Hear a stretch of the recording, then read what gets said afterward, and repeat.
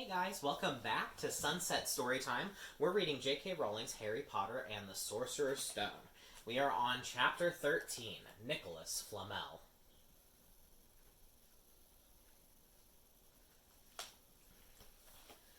Dumbledore had convinced Harry not to go looking for the Mirror of Erised again, and for the rest of the Christmas holidays, the invisibility cloak stayed folded at the bottom of his trunk. Harry wished he could forget what he'd seen in the mirror as easily, but he couldn't. He started having nightmares. Over and over again, he dreamed about his parents disappearing in a flash of green light while a high voice cackled with laughter. "You see, Dumbledore was right. The mirror could drive you mad," said Ron, when Harry told him about these dreams. Hermione, who came back the day before term started, took a different view of things. She was torn between horror at the idea of Harry being out of bed, roaming the school 3 nights in a row, if Filch had caught you, and disappointment that he hadn't at least found out who Nicholas Flamel was. They had almost given up hope of ever finding Flamel in a library book, even though Harry was still sure he'd read the name somewhere. Once term had started, they were back at skimming through books for 10 minutes during their breaks. Harry had even less time than the other two because Quidditch practice had started again. Wood was working the team harder than ever. Even the endless rain that had replaced the snow couldn't dampen his spirits. The Weasleys complained that Wood was becoming a fanatic, but Harry was on Wood's side. If they won their next match against Hufflepuff, they would overtake Slytherin in the House Championship for the first time in 7 years. Quite apart from wanting to win, Harry found that he had fewer nightmares when he was tired out after training. Then, during one particularly wet and muddy practice session, Wood gave the team a bit of bad news. He had just gotten very angry with the Weasleys, who kept dive-bombing each other and pretending to fall off their brooms.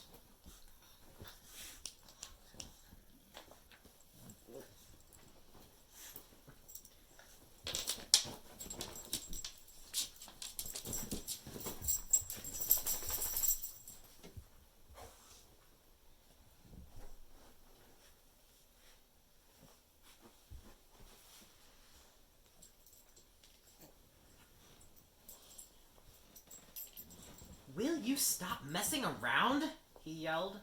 "That's exactly the sort of thing that'll lose us the match. Snape's referee this time, and he'll be looking for any excuse to knock points off Gryffindor." George Weasley really did fall off his broom at these words. "Snape's refereeing?" he spluttered through a mouthful of mud. "When's he ever refereed a Quidditch match? He's not going to be fair if we might overtake Slytherin." The rest of the team landed next to George to complain, too. "It's not my fault," said Wood. "We've just got to make sure we play a clean game, so Snape hasn't got an excuse to pick on us." Which was all very well, thought Harry, but he had another reason for not wanting Snape near him while he was playing Quidditch. The rest of the team hung back to talk to each other as usual at the end of practice, but Harry headed straight back to the Gryffindor common room, where he found Ron and Hermione playing chess. Chess was the only thing Hermione ever lost at, something Harry and Ron thought was very good for her. "Don't talk to me for a moment," said Ron when Harry sat down next to him. "I need to concentrate." He caught sight of Harry's face. "What's the matter with you? You look terrible." Speaking quietly so that no one else would hear, Harry told the other two about Snape's sudden, sinister desire to be Quidditch referee. "Don't play," said Hermione at once. "Say you're ill," said Ron. "Pretend to break your leg," Hermione suggested. "Really break your leg," said Ron. "I can't," said Harry. "There isn't a reserve seeker. If I back out, Gryffindor can't play at all." At that moment, Neville toppled into the common room. How he had managed to climb through the portrait hole was anyone's guess, because his legs had been stuck together with what they recognized at once as the leg locker curse. He must have had to bunny hop all the way up to Gryffindor Tower. Everyone fell about laughing except Hermione, who leapt up and performed the counter curse. Neville's legs sprang apart, and he got to his feet, trembling. "What happened?" Hermione asked him, leading him over to sit with Harry and Ron. "Malfoy," said Neville shakily. I met him outside the library. He said he'd been looking for someone to practice that on. Go to Professor McGonagall, Hermione urged Neville. Report him! Neville shook his head. I don't want more trouble, he mumbled. You've got to stand up to him, Neville, said Ron. He's used to walking all over people, but that's no reason to lie down in front of him and make it easier. There's no need to tell me I'm not brave enough to be in Gryffindor. Malfoy's already done that, Neville choked. Harry felt in the pocket of his robes and pulled out a chocolate frog, the very last one from a box Hermione had given him for Christmas. He gave it to Neville, who looked as though he might cry. You're worth 12 of Malfoy, Harry said. The Sorting Hat chose you for Gryffindor, didn't it? And where's Malfoy? In stinking Slytherin. Neville's lips twitched in a weak smile as he unwrapped the frog. Thanks, Harry. I think I'll go to bed. Do you want the card? You collect them, don't you? As Neville walked away, Harry looked at the famous wizard card. Dumbledore again, he said. He was the first one I ever... He gasped. He stared at the back of the card, then looked up at Ron and Hermione. I found him, he whispered. I found Flamel. I told you I'd read the name somewhere before. I read it on the train coming here. Listen to this. Professor Dumbledore is particularly famous for his defeat of the Dark Wizard Grindelwald in 1945, for the discovery of the 12 uses of dragon's blood, and his work on alchemy with his partner, Nicholas Flamel. Hermione jumped to her feet. She hadn't looked so excited since they got back the marks for their very first piece of homework. Stay there, she said, and she sprinted upstairs to the girls' dormitories. Harry and Ron barely had time to exchange mystified looks before she went dashing back, an enormous old book in her arms. I never thought to look in here, she whispered excitedly. I got this out of the library weeks ago for a bit of light reading. Light? Said Ron, but Hermione told him to be quiet until she looked something up, and started flicking frantically through the pages, muttering to herself. At last, she found what she was looking for. I knew it! I knew it! Are we allowed to speak yet? Said Ron grumpily. Hermione ignored him. Nicholas Flamel, she whispered dramatically, is the only known maker of the Sorcerer's Stone. This didn't have quite the effect she expected. The what? Said Harry and Ron. Oh, honestly, don't you two read? Look, read that, there. She pushed the book toward them, and Harry and Ron read. The ancient study of alchemy is concerned with making the Sorcerer's Stone, a legendary substance with astonishing powers. The stone will transform any metal into pure gold. It also produces the elixir of life, which will make the drinker immortal. There have been many reports of the Sorcerer's Stone over the centuries, but the only stone currently in existence belongs to Mr. Nicholas Flamel, the noted alchemist and opera lover. Mr. Flamel, who celebrated his 665th birthday last year, enjoys a quiet life in Devon with his wife, Perenelle, 658. See, said Hermione when Harry and Ron had finished. The dog must be guarding Flamel's Sorcerer's Stone. I bet he asked Dumbledore to keep it safe for him because they're friends and he knew someone was after it. That's why he wanted the stone moved out of Gringotts. A stone that makes gold and stops you from ever dying, said Harry. No wonder Snape's after it. Anyone would want it. And no wonder we couldn't find Flamel in that study of recent developments in wizardry, said Ron. He's not exactly recent if he's 665, is he? Next morning in Defense Against the Dark Arts, while copying down different ways of treating werewolf bites, Harry and Ron were still discussing what they'd do with a Sorcerer's Stone if they had one. It wasn't until Ron said he'd buy his own Quidditch team that Harry remembered about Snape and the coming match. I'm going to play, he told Ron and Hermione. If I don't, all the Slytherins will think I'm just too scared to face Snape. I'll show them. It'll really wipe the smiles off their faces if we win. Just as long as we're not wiping you off the pitch, said Hermione.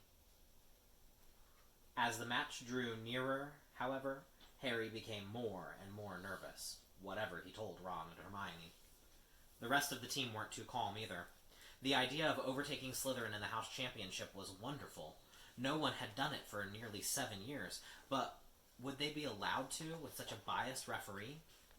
Harry didn't know whether he was imagining it or not, but he seemed to keep running into Snape wherever he went. At times, he even wondered whether Snape was following him, trying to catch him on his own. Potions lessons were turning into a sort of weekly torture. Snape was so horrible to Harry. Could Snape possibly know they'd found out about the Sorcerer's Stone? Harry didn't see how he could, yet he sometimes had the horrible feeling that Snape could read minds. Harry knew, when they wished him good luck outside the changing rooms the next afternoon, that Ron and Hermione were wondering whether they'd see him alive again. This wasn't what you'd call comforting. Harry hardly heard a word of Wood's pep talk as he pulled on his Quidditch robes and picked up his Nimbus 2000. Ron and Hermione, meanwhile, had found a place in the stands next to Neville, and couldn't understand why they looked so grim and worried, or why they had both brought their wands to the match. Little did Harry know that Ron and Hermione had been secretly practicing the leg locker curse.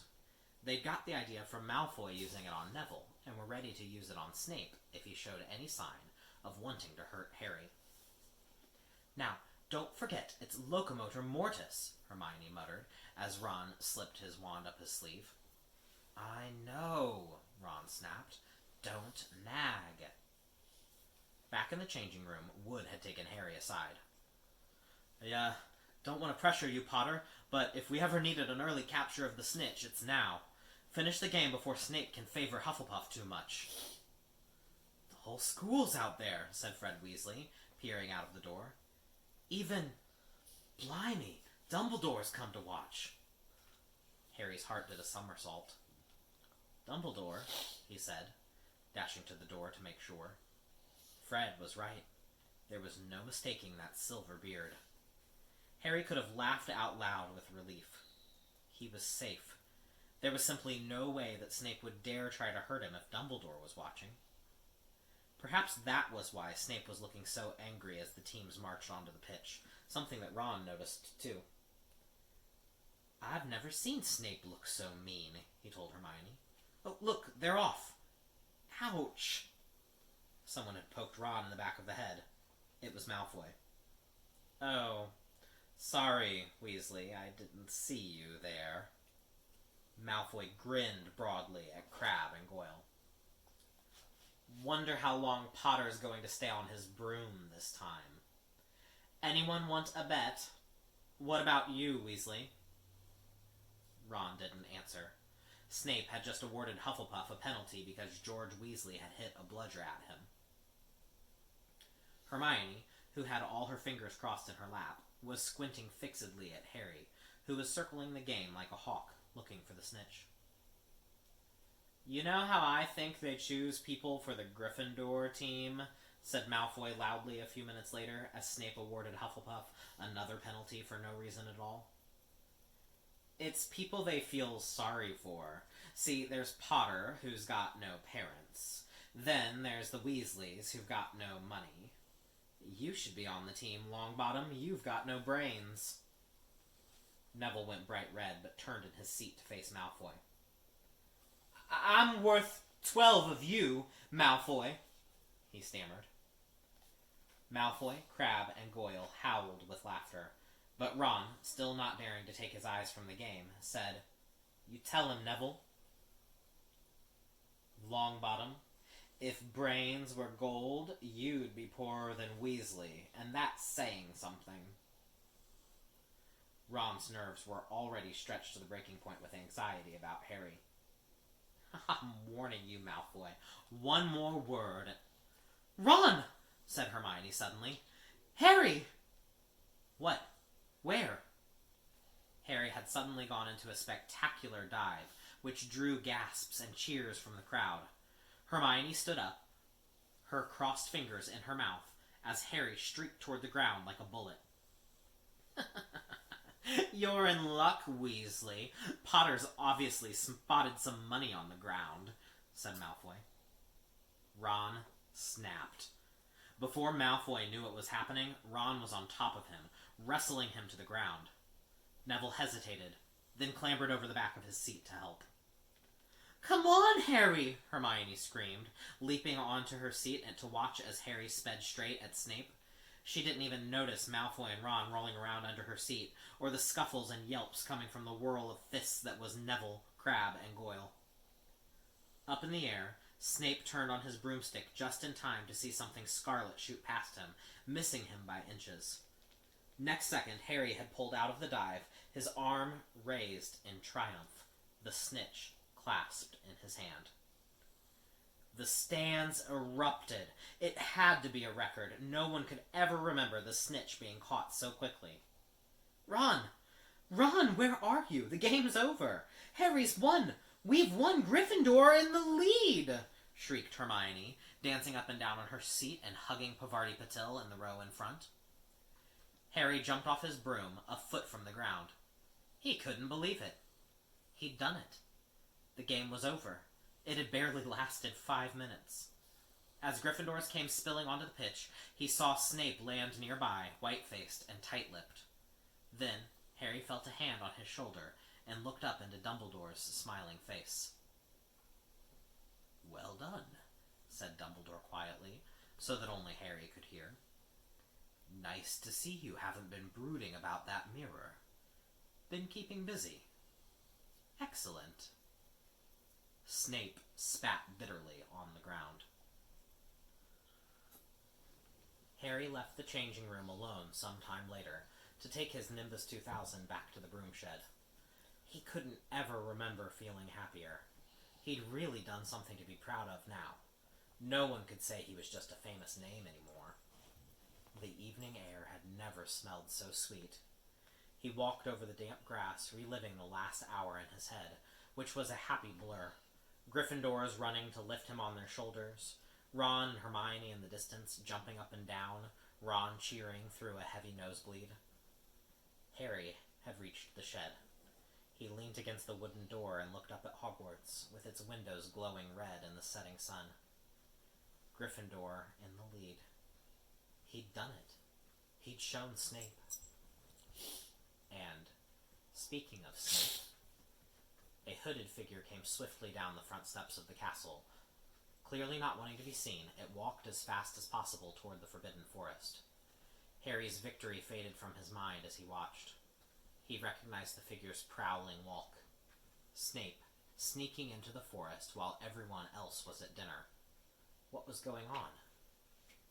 Harry jumped back on his Nimbus 2000 and took off. Gliding silently over the castle, he saw Snape enter the forest at a run. He followed. The trees were so thick he couldn't see where Snape had gone. He flew in circles lower and lower, brushing the top branches of trees until he heard voices. He glided toward them and landed noiselessly in a towering beech tree. He climbed carefully along one of the branches, holding tight to his broomstick, trying to see through the leaves. Below, in a shadowy clearing, stood Snape. But he wasn't alone. Quirrell was there too. Harry couldn't make out the look on his face, but he was stuttering worse than ever. Harry strained to catch what they were saying. Don't know why you wanted to meet here of all places, Severus." "Oh, I thought we'd keep this private," said Snape, his voice icy. "Students aren't supposed to know about the Sorcerer's Stone, after all." Harry leaned forward. Quirrell was mumbling something. Snape interrupted him. "Have you found out how to get past that beast of Hagrid's yet?" But Severus, "You don't want me as your enemy, Quirrell," said Snape, taking a step toward him. I don't know what you... "You know perfectly well what I mean." An owl hooted loudly, and Harry nearly fell out of the tree. He steadied himself in time to hear Snape say, "Your little bit of hocus pocus. I'm waiting." But I don't. Very well, Snape cut in. We'll have another little chat soon, when you've had time to think things over and decided where your loyalties lie. He threw his cloak over his head and strode out of the clearing. It was almost dark now, but Harry could still see Quirrell, standing quite still, as though he was petrified. "Harry, where have you been?" Hermione squeaked. We won! You won! We won!" shouted Ron, thumping Harry on the back. "And I gave Malfoy a black eye, and Neville tried to take on Crabbe and Goyle single-handed. He's still out cold, but Madame Pomfrey says he'll be all right. Talk about showing Slytherin. Everyone's waiting for you in the common room. We're having a party. Fred and George stole some cakes and stuff from the kitchens."